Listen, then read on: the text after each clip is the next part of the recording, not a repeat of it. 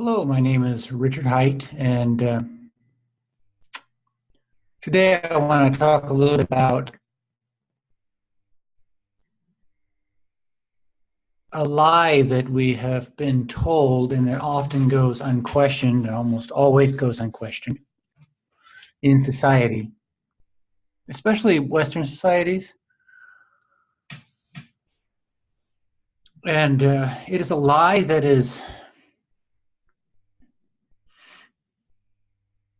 seems harmless on the surface, but that actually does a tremendous amount of harm in ways that are often unseen. But that behind this lie, there actually lies a truth. And the difference between whether it's a lie or a truth depends largely on the perspective from which you are seeing it. I suspect the original statement was born of an unconscious inspiration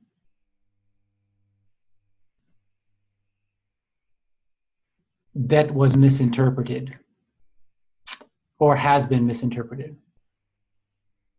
And that is that all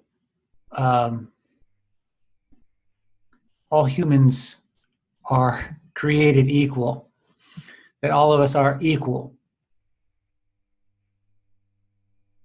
And just it doesn't take much observation at all to see that that is utterly false. That humans are equal. We're not equal in almost every way that whatever this physical body is. On a level of mind, there is absolutely zero equality with any other human being on the planet. There's not a single human being on the planet that is the equivalent of you. You're entirely unique. You're taller than some, you're shorter than some. You're more clever or less clever than some, more beautiful, less beautiful.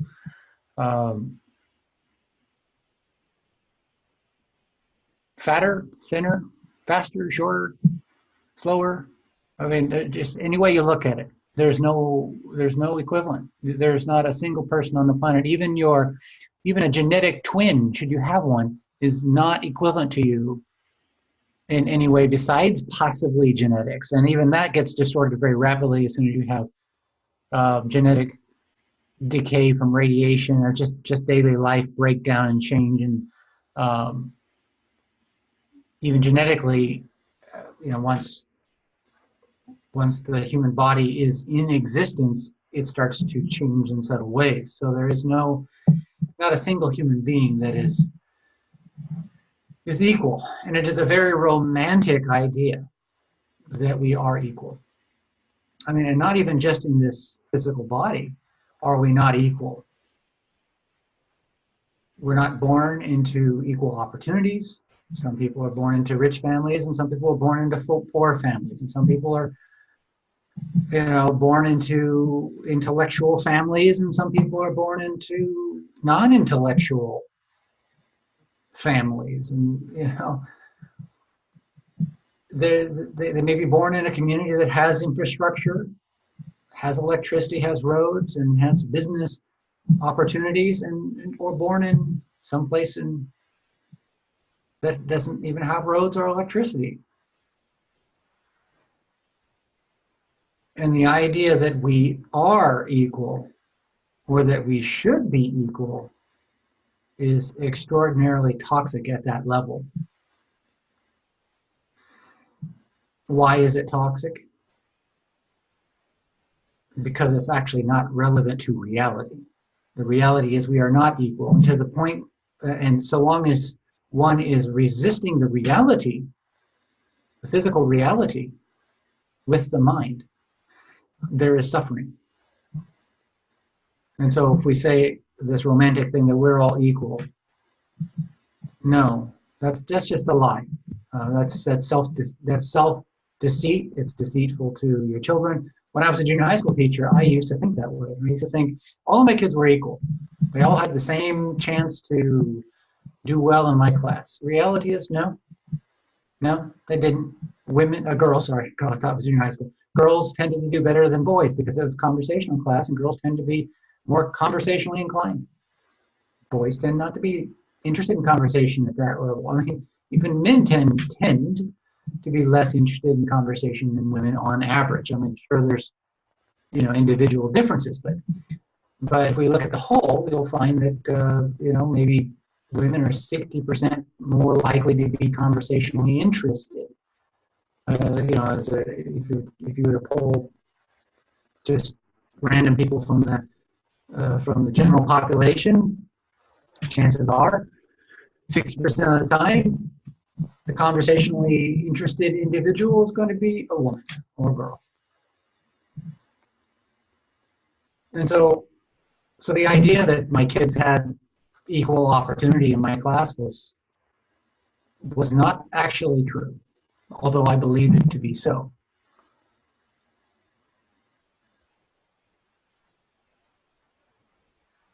If you're interested in something, you're more likely going to study it. I mean, you may study something just because your parents make you or you're willful, but if you're interested, you're likely going to do a little bit better than if you weren't interested. And that's true of many things in life.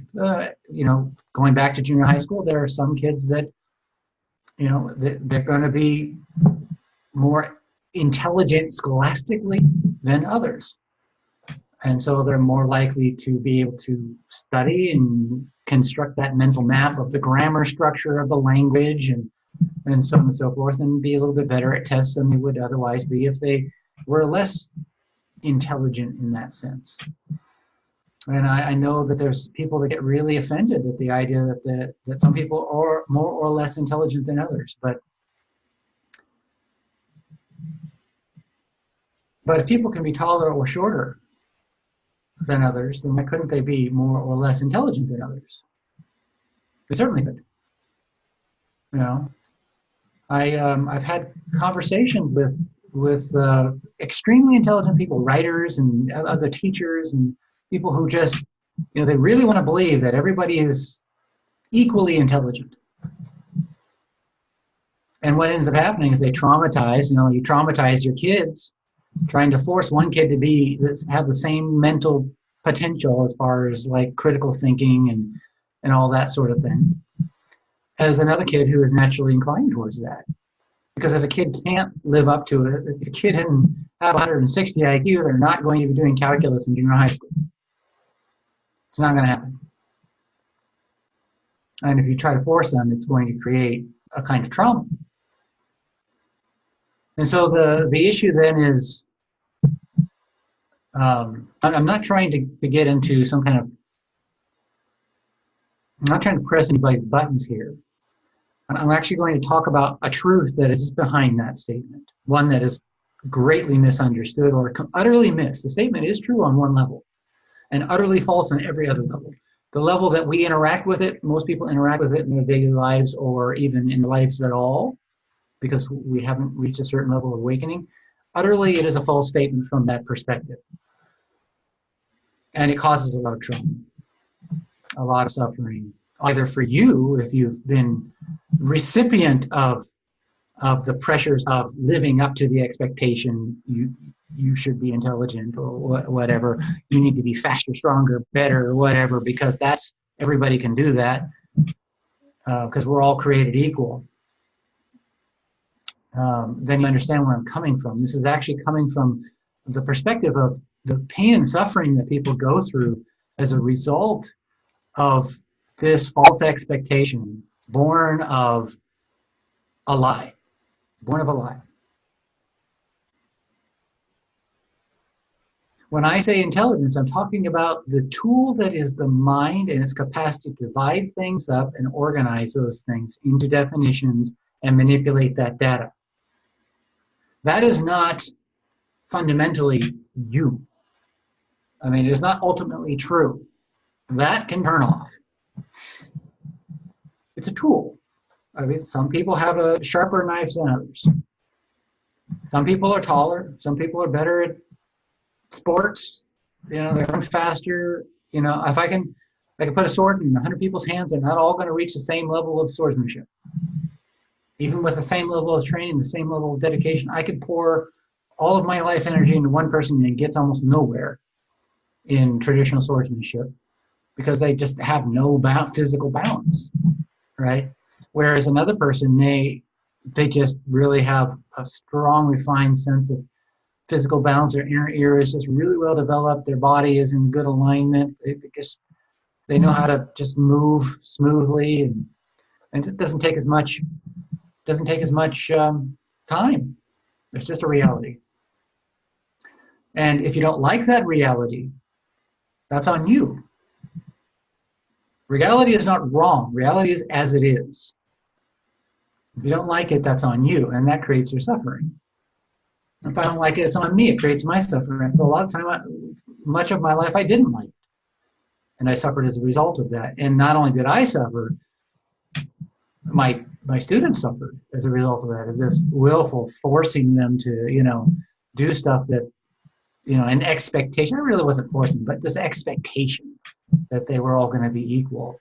Surely, would have been felt by them, and those who didn't live up to expectation would have felt maybe some shame when they didn't do as well as I thought they should have, or whatever. That kind of stuff happens, either consciously or unconsciously. And so this lie, and it is a lie, it does two things for the individual. One is it prevents you from seeing the reality of the strengths and weaknesses of one's own body and mind, of this body and mind, as well as accurately perceiving the strengths and weaknesses of others' bodies and minds. And so if we can't see honestly where they are, there can be no compassion. It's false compassion at best. Oh, but you have all the potential in the world. Sorry, no, that is not true. You do not have all the potential in the world. You may not ever, even if you wanted to with all of your might to be an astrophysicist, that may simply not be in the cards for you. You may not have that sharp tool that would require you to be able to manipulate the mathematics to be able to be a Neil deGrasse Tyson level mathematician or astrophysicist or that sort of thing. The problem is when you think that that's wrong. It's an attitude toward the attitude towards it is the issue. As soon as you remove that, then you start to see more accurately, and you realize that we do have certain capacities and strengths and weaknesses, and there's a certain range of development of those strengths and weaknesses. One may have fairly poor balance, but with some training that could improve, even significantly. It may never reach master level swordsman, but it could certainly improve. And there's a lot of areas where things can improve, but if you're 5'1", you are not going to be an NBA level basketball player. If you have an IQ of 80, you are not going to be an astrophysicist, no matter how much energy or time you put into it. Now, of course, there may be exception. Maybe we'll do some kind of genetic, we'll find some way to genetically modify a person so that when their potential genetics of 5'2" turns into 7'2", and there you got your basketball player potential. And maybe this will find the same thing will happen with IQ. But the question is this: why is it that we get so upset at the concept that some people would have a higher or lower IQ than others? And I'll tell you the answer. It's very obvious, and it's actually a painful answer, and it traumatized me a bit when I realized it.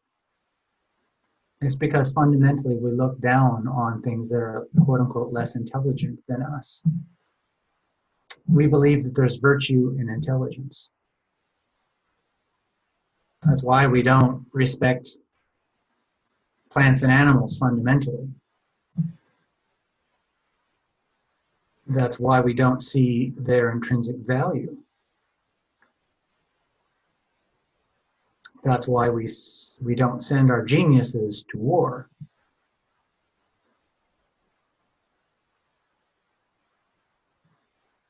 You know, the old saying that if a space alien were to come and was significantly more intelligent than us, they'd come and just wipe us out because they wouldn't see the value of our existence.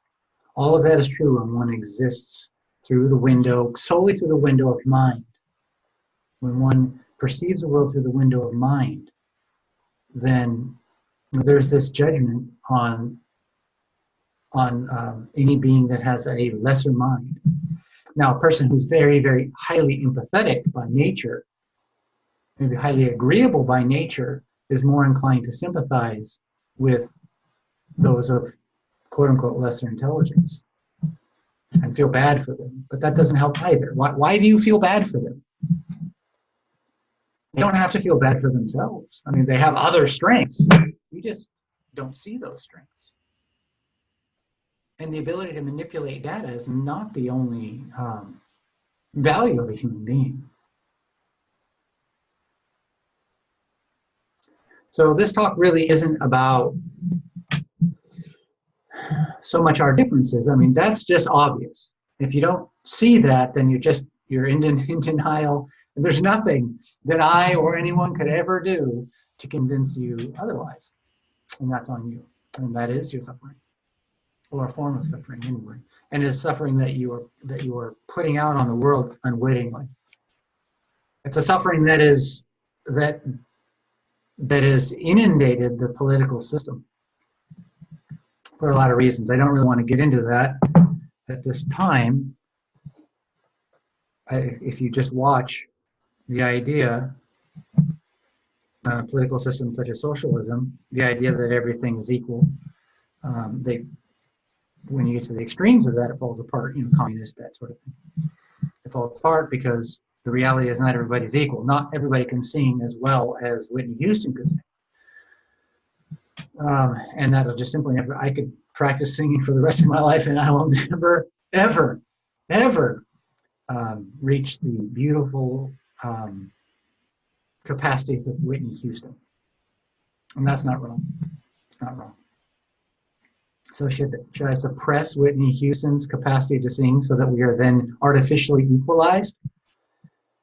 That's what happens on the political system. When we try to project this idea that everybody is equal or should be equal and that we should have equal opportunities, the only way that that can happen is when you suppress the strengths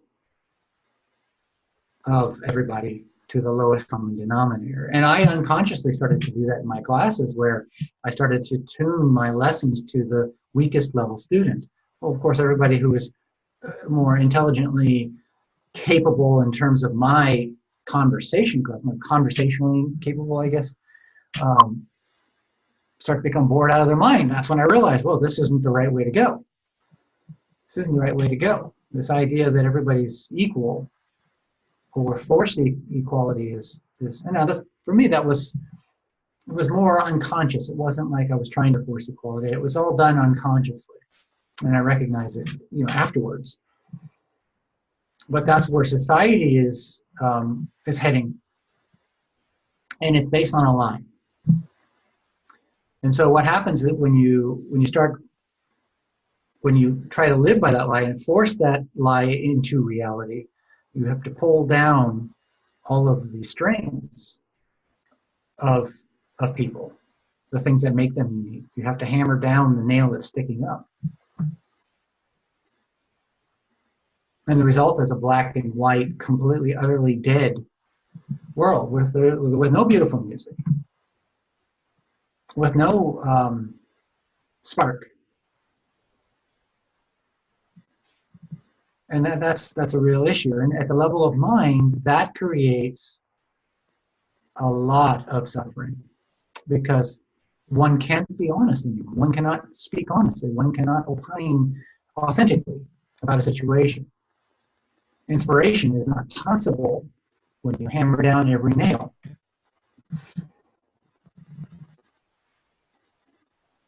When you bring everybody to the lowest common equal denominator, which is what?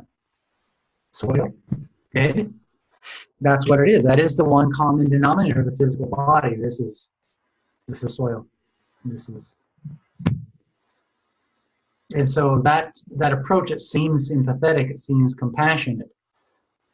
It's actually a nihilistic approach. Underneath of it, it goes unseen, but it's actually a kind of nihilism, a kind of destruction of life. Because life is about all of the amazing differences and uniqueness that it expresses through. It's not one uniform thing. And when one is confronted with the reality that life is full of distinction, it's full of uniqueness, it's full of brightness, and lots of things are sticking out in ways that don't fit that paradigm of equality, you have to crush it. You have to crush it if you're going to maintain that paradigm. Or you change your attitude. You recognize that your perception has been, that you've been deceived, and that you have unwittingly been deceiving the world, projecting that out into the world.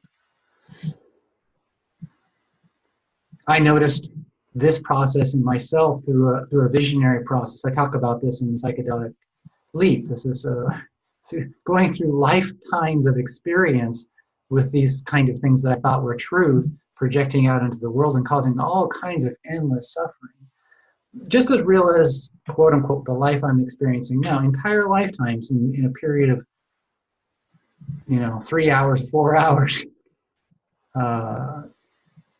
going through these hard lessons, realizing, well, that's utterly false. Why did I need a psychedelic to point this out to me? If I just would have looked, all we have to do is actually question. If I just looked, I would have recognized, no, that's utterly false. And it's a dream, it's a philosophy, it's a paradigm that just gets passed on and on and on and on and on, and we believe it because we don't question it. And now I said that was a lie, but the reality is it's also true. And this is where things get kind of strange, because human being isn't just mind and it's just body. There's the human. And that's all of the distinction. That's the organism. That is mind and body. But there's also being. And being isn't limited to mind and body. When I mean being, I mean whatever is left when all accumulation, when all self-content is removed. So imagine you just appeared here in the body in this moment. No information as to who or what you are. No memory. There's just this experience. Just this experience. At that level, at the level of being, everyone and everything is the same, because there is no identified self. Even the body at that point is, what is this thing? What is this space? There's no idea that you should have an identity if all information is removed, if all accumulation, all biases and assumptions are removed. There is that fundamental perception. It's a clear perception free of content. There can be content, but one doesn't have to identify with that content. That's happening all the time. What is it that sees? I don't mean the eyes. I mean, what is it that perceives? At that level, every human being is equal. So we could say, well, all human beings are created equal. No, all being is equal. And it's not created. It's fundamental. It's beyond creation. It just is. It's in the wall. It's in the plants. It's all. Now, you may not have experienced it at that level. It's possible to experience it at that level. I have. Can I say it's the truth? No, because I can't prove it. But what I can say is, when you remove all information, it's like emptiness. This emptiness is not different than that emptiness, because there's no distinct separated, defined quality. There's just emptiness and emptiness. This emptiness doesn't have a stripe in it. That emptiness doesn't have a name on it. It has no content. So fundamentally, they are exactly the same. It is one thing. And that is what is perceiving. Now, I've just created a big faux pas there by defining the fundamental you as emptiness. That also is an identification that we must be very careful of. So this is a model that do not grab onto and cling and say that I am emptiness. That there again is an identification that leads us right back into the mind, right back into separation, right back into suffering. Let's just say that there is, at a fundamental level, there is perception. There is perception without content. And there is perception with content. It's possible to have both perception and content without perception identifying with content.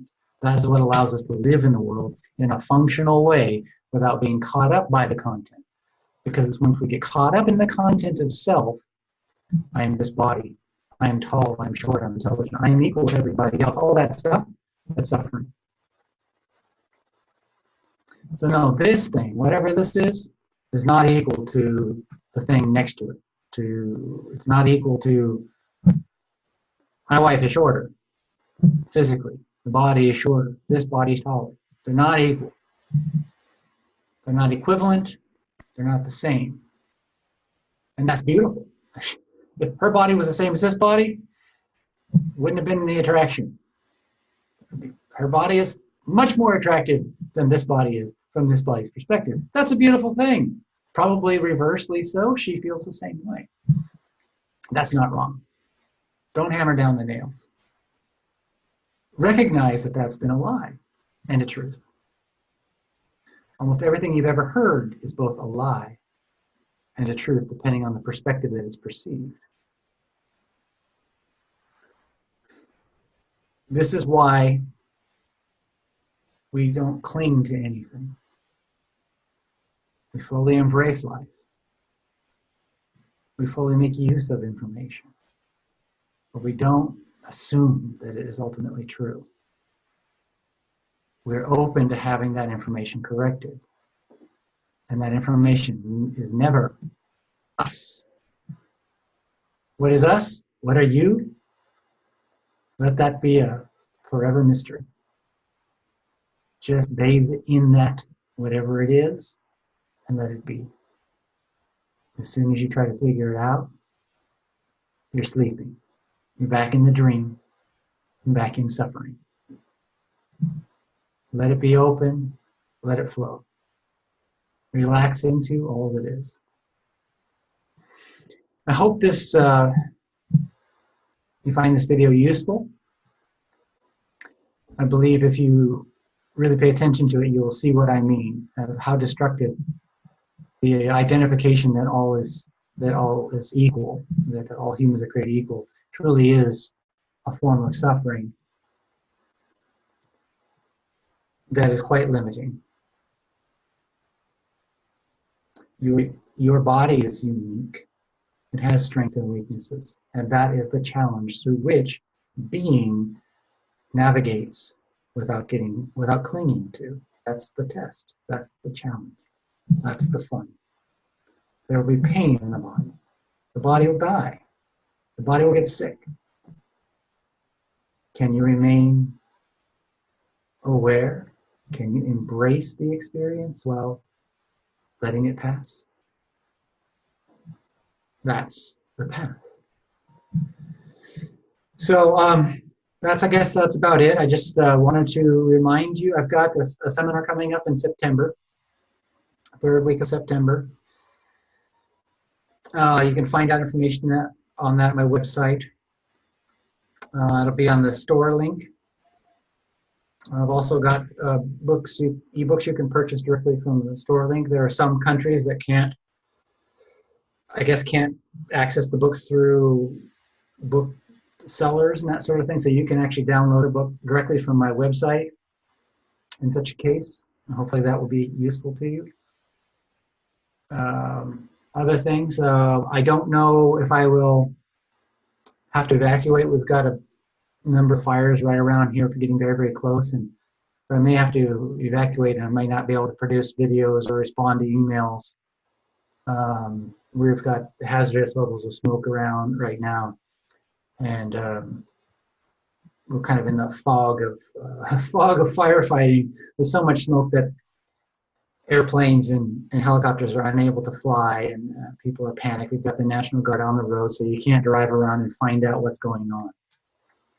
And conflicting reports from different agencies about who is being evacuated. And right now, we don't know if we're actually supposed to be evacuated or not. Pardon me, my phone's going off. But while I'm waiting, I figure I might as well be useful and put a video up. I may do a few more during this waiting process.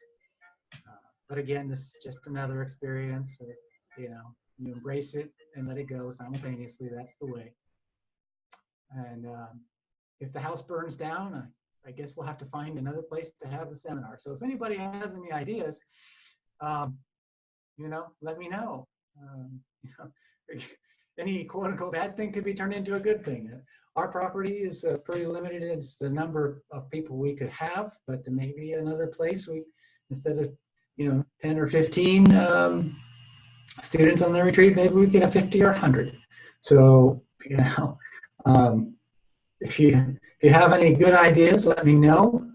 As I may have to abandon this place, today or tomorrow, the next day, and seminars and retreats may not be possible here anymore. So anyway, as always, maybe subscribe to the channel on YouTube, and send me an email at contact@richardhaight.net if you ever have a question. I'm happy to address your question. If you would like to actually have a conversation with me, that you're open to share with the public about your awakening process or questions that you have, I would love to do that. If you'd like a more intimate, private conversation and more continual process, I offer mentoring. It's a 6-month course. It's every 2 weeks, generally speaking. And people get a lot of benefit from it. I've slacked on getting testimonials. I'm getting testimonials to come in now. So if you visit my website on the mentoring page, you'll see some testimonials coming in, both for the seminar page, which is on the store. There's testimonials there, so you may enjoy that. And the testimonials may convince you that it's right for you or not. Same with the mentoring. And as always, have a wonderful day, and I'll see you next time. Bye-bye.